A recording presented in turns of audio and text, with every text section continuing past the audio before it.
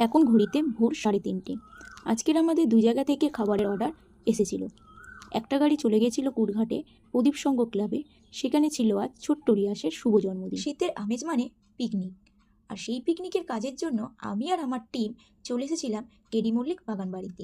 ভিডিওর মাধ্যমে জমজমাটি একটা পিকনিকে চলো আমাদের সাথে।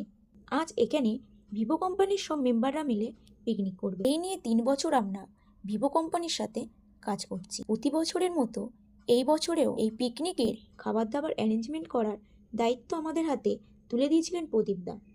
আর পিকনিক মানেই সকালের জলখাবার, এর পাশাপাশি স্ন্যাক্স আইটেম থাকবেই, আর তারপরেই দুপুরের খাবার দাবার। আজ আমরা সবাই মিলে কিন্তু হাতে হাত লাগিয়ে দিয়েছিলাম, কারণ পিকনিকের রান্না বলে কথা, সময়ের মধ্যে সমস্ত খাবার আমাদের পরিবেশন করতে হবে।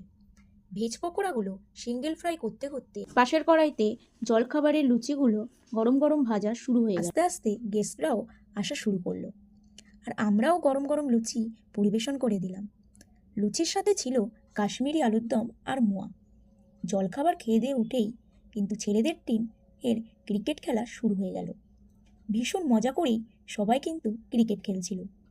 আর তারপরেই চলে আসলো গরম গরম চিকেন পকোড়া আর ভেজ পকোড়া, আর সঙ্গে কফিও ছিল। ক্যাটারিংয়ের ভাইয়েরাও কিন্তু স্ন্যাক্স দিতে শুরু করে দিয়েছিল। রান্নাঘরে কিন্তু শেষমেশ রান্নার প্রস্তুতি জোর কদমে চলছে। সবাই কিন্তু খেলাধুলার ফাঁকে হাতে হাতে এসে স্ন্যাক্স নিয়ে যাচ্ছে, আর সবাইকার আনন্দ দেখে আমাদেরও ভীষণ আনন্দ হচ্ছিল। জমজমাট পিকনিকে দুপুরে ভুরিভোজে বিশাল আয়োজন করা হয়েছিল। বেলা প্রায় 2টো বাজে, আমাদের সমস্ত খাবারই রেডি হয়ে গেছে।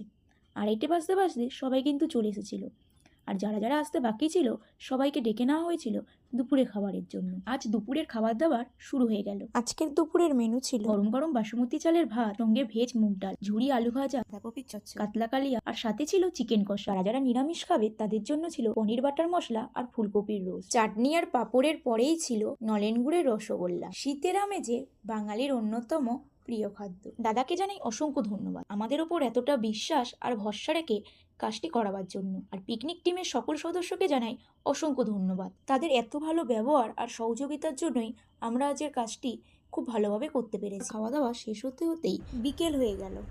তারা তাদের বাকি খেলাটা কমপ্লিট করার পাশাপাশি গ্রুপ ফটো তোলা কমপ্লিট। এক এক করে সবাই বাড়ি রওনা দিল, আর আমরাও কিন্তু সবশেষে আবারও সব কিছু গুছিয়ে নিয়ে বেরিয়ে পড়লাম দ্বিতীয় কাজের সাইটে কুটঘাটের উদ্দেশ্যে।